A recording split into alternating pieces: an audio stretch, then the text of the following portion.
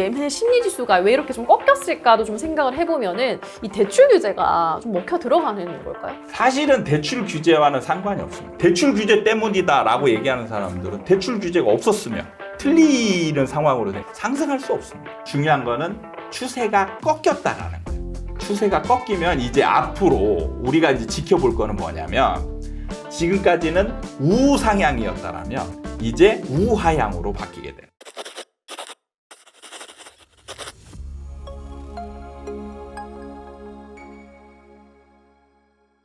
반갑습니다. 아파트 사이클 연구소 소장 이현철입니다. 김나은입니다. 자, 오늘은요, 주택 매매 심리 지수를 가지고 좀 이야기를 해보려고 하는데요.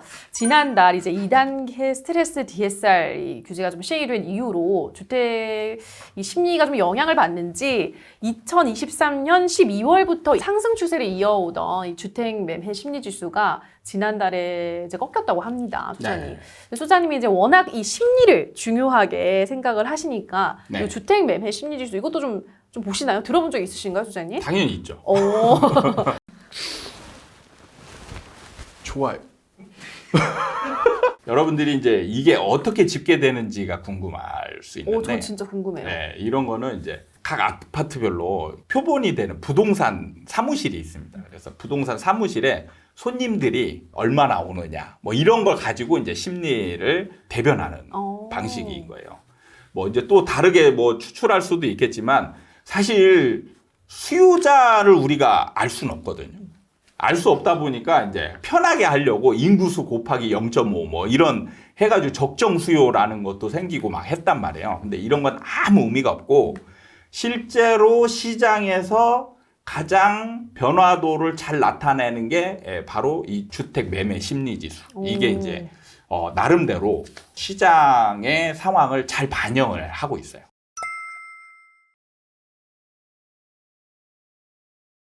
알겠습니다. 그러면 이제 이 지표를 좀 자세히 보면은 서울 같은 경우는 125.8로 지난달보다 한 14포인트 정도 떨어졌다고 합니다, 소장님. 네.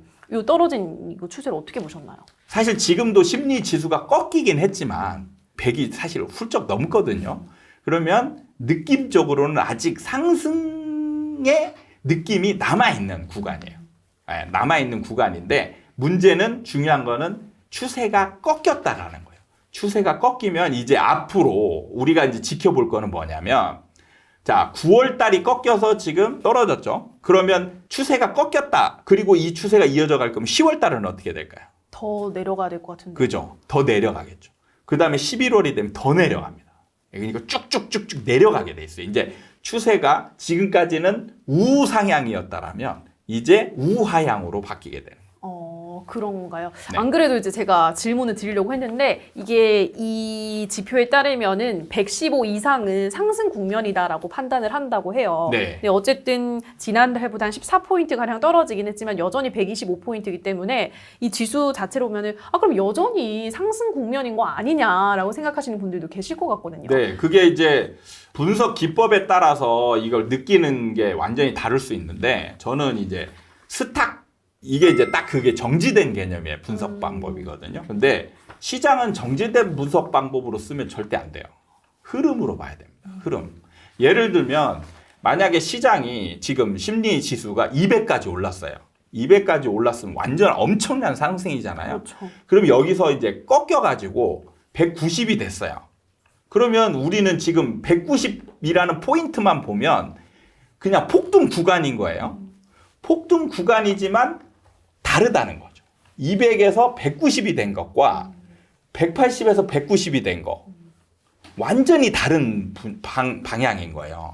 그 하나 점으로만 보지 말고 선을 연결해서 봐야 된다. 그렇죠. 추세가 훨씬 중요한 겁니다. 추세로 봐야 돼요. 플로우 개념으로 봐야지 자꾸 이 숫자에 정지된 개념으로 보시면 절대 시장을 분석할 수 없어요. 지금 당장 120, 110 뭔가 상승의 느낌이 있는 그 구간에 있지만 이제 앞으로 하락 쪽으로 방향이 전개가 된다. 이걸 예상을 하는 거죠.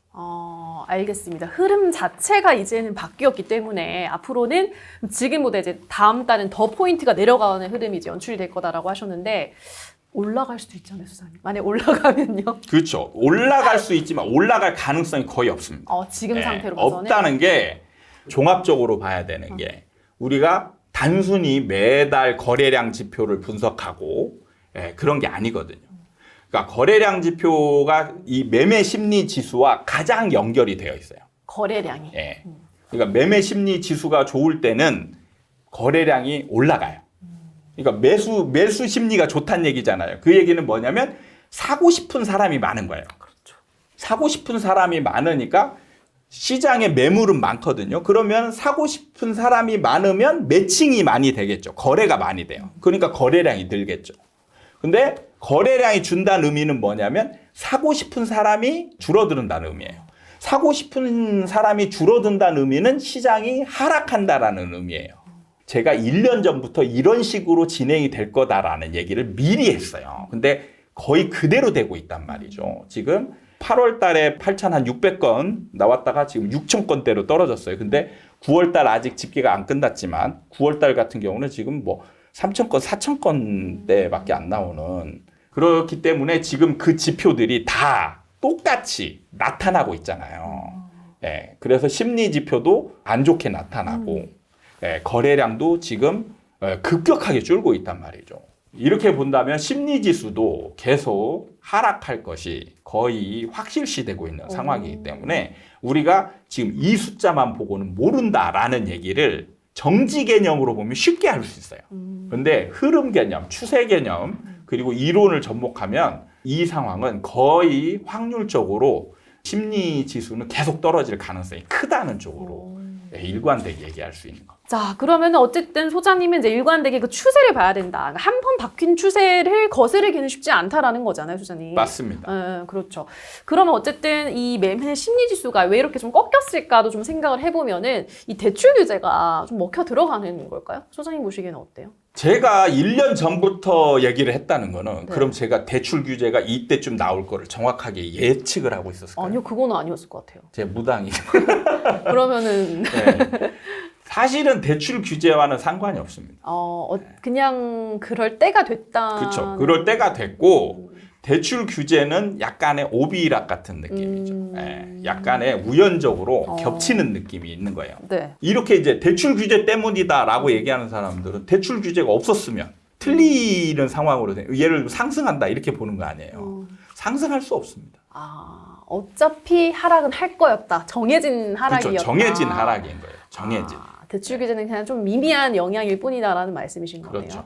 알겠습니다. 그러면은 요즘 이제 거래량도 많이 줄고 있고 현재 가격도 좀 이렇게 낮은 가격에 거래되는 건 근데 아직 뭔가 그런 소식은 많이 못 들어본 것 같거든요. 거래량은 뭔가 줄어들었다는 얘기는 많이 하는데 그러면 이제 어떤 뭐 금매 거래나 이런 뭐 신저가 이런 것들이 좀 많이 나와야 될 것 같은데 아직 그런 소식은 별로 없는 것 같아요. 아직 그게 좀 시간차가 있는 건가요, 그거는? 그게 안 나와요. 안 나오나요? 상관이 아예 없어요, 가격과는? 가격과 상관이 없는 게 아니고 매수자가 없어지면 바로 막 폭락하는 것처럼 생각하시는데 절대 그런 상황이 벌어지지 않아요. 그래요?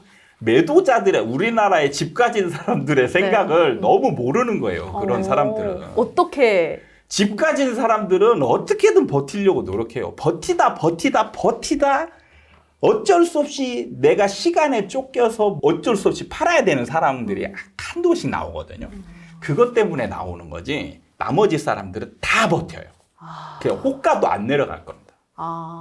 그럼 그 거래량만 일단 계속 줄어드는 상황이 당분간은 좀 지속이 그래서 거래가 안 되는 거예요. 그러니까 예를 들면 매도자들이 호가를 확 낮추잖아요. 그럼 오히려 거래량이 늘죠. 그러니까 매수자들이 지금 왜 안 사느냐? 지금 싸게 사고 싶은 거예요. 기다리고 있는. 그러니까 아예 사기 싫은 게 아니에요. 너무 이제 비싸고 야 내가 사면 물리는 거 아니야 이런 느낌이잖아요. 근데 예를 들어서 급매물 호가가 나오면 살까요 안 살까요? 살 것 같은데요. 살 사람이 있죠. 그러니까 그렇게 낮추면 거래량이 늘어요 다시. 근데 왜 거래량이 안 늘겠어요? 매도자들이 그렇게 팔고 있지 않은 거예요. 그러니까 이 시장에서 이제 무슨 상황이 벌어지냐면 매수자와 매도자가 서로 이제 따로 노는 상황이에요. 생각이 다른 거예요. 매도자들은 아직도 하락을 인정하지 않아요. 이렇게 추세가 꺾였다라고 해서 바로 하락을 인정하냐? 그거는 옛날 구시대적 경제학 관념이고 현실에서는 절대 그런 일이 벌어지지 않아요. 그러면 이제 계속 거래가 안 되는 상황이 당분간은 좀 지속되겠네. 서로 뭔가 팽팽한 어떤 줄다리기라는 그렇죠. 거니까. 아주 오랫동안 지속되면 여기에서 이제 항상 시장에서는 주도권 싸움이 주도권을 진 쪽이 방향을 정하는 거예요. 상승장에서는 매수자는 그래도 싸게 사고 싶어요. 근데 매도자들은 비싸게 팔고 싶어요. 그래서 갭이 생기죠. 근데 주도권을 매도자가 쥐고 있죠. 그럼 매도자 쪽에서 이탈자가 안 생겨요.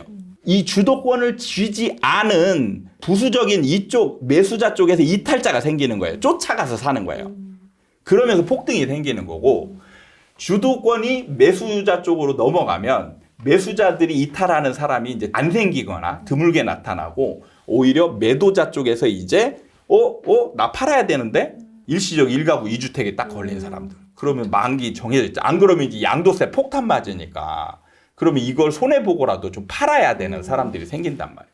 그런 사람들 같은 건 팔아야 되죠. 이런 시간이 정해져 있는 그런 틀 안에 갇힌 사람들이 있어요. 네. 그런 사람들은 무조건 팔아야 돼요. 근데 여기서 주도권이 힘싸움이 이쪽으로 넘어갔잖아요. 그러면 이 사람들은 이제 너 싸게 내놔, 싸게 내놔. 이렇게 기다리고 있잖아요. 그러면은 이 사람은 나 비싸게 팔고 싶은데 비싸게 팔아야 되는데 근데 살 사람이 아무도 없네. 근데 내가 시간이 촉박하네. 그러니까 이제 어쩔 수 없이 그 사람이 원하는 가격에 누군가가 원하는 가격에 하나 던지는 사람이 나오는 거예요. 네. 그래서 시장은 급변하지 않아요. 정말 보이지 않는 전쟁이 전쟁이에요. 우리나라는 지금 전쟁이 전쟁입니다. 치열한 전쟁이 지금 유튜브 안에서도 아마 댓글에서 전쟁이 벌어지고 있을 거예요. 그러니까요. 네. 그렇습니다. 알겠습니다. 그럼 어쨌든 이 주택 매매 심리 지수를 보면은 지난달부터 꺾였기 때문에 어찌 보면 이제 변곡점의 시작이기 때문에 소장님이 말씀하시는 그 매도자 매수자 간의 그 이 신경전 줄다리기가 펼쳐지는 상황을 우리가 당분간 몇 달간은 좀 볼 수가 있겠네요. 그렇죠. 거래량이 잠잠한 상황에서. 올해 말까지는 완전한 상승 느낌이 가시진 않을 거예요. 어느 정도 좀 살아있는 듯한 느낌을 받을 거다. 살아있는 듯 하면서 그래서 신고가도 어떤 아파트들은 간간히 터질 거예요. 그리고 급매물 거래도 이제 간간히 터질 거고 그러면서 거래량은 줄어요. 그러면서 이제 서서히 주도권이 매수자 쪽으로 넘어가게 되죠. 이럴 때 이제 만약에 정부가 적정하게 규제나 이런 것들을 내놓게 되면 조금 흐름이 빨라질 수 있죠. 앞으로 보면 경매 얘기 많이 나올 거예요. 경매 물건이 많이 나온다는 그럼요. 얘기? 경매 물건은 아마 역대급으로 나올 가능성이 많습니다. 그렇게 보시는 이유가 있으실까요? 지금 영끌했잖아요. 예. 영끌한 사람들은 못 버텨요. 영끌했다는 얘기는 자기가 소득 수준으로 감당이 어려운 그런 얘기를 한 거예요. 적당하게 산 사람한테 영끌했다는 얘기 안 하거든요. 영끌한 사람은 자기 소득 수준으로 감당이 안 될 만큼의 이자 수준을 얘기하는 거예요. 그럼 이 사람은 어떻게 되겠어요? 버티기 힘들죠. 버티기 힘들어서 나중에 연체할 가능성이 있어요. 그래서 또 경매 물건이 많이 나올 수 있다. 그렇죠. 앞으로 이제 빠르면 1년, 조금 지나면 2, 3년만 지나도 경매 물건이 역대급으로 나올 수 있어요.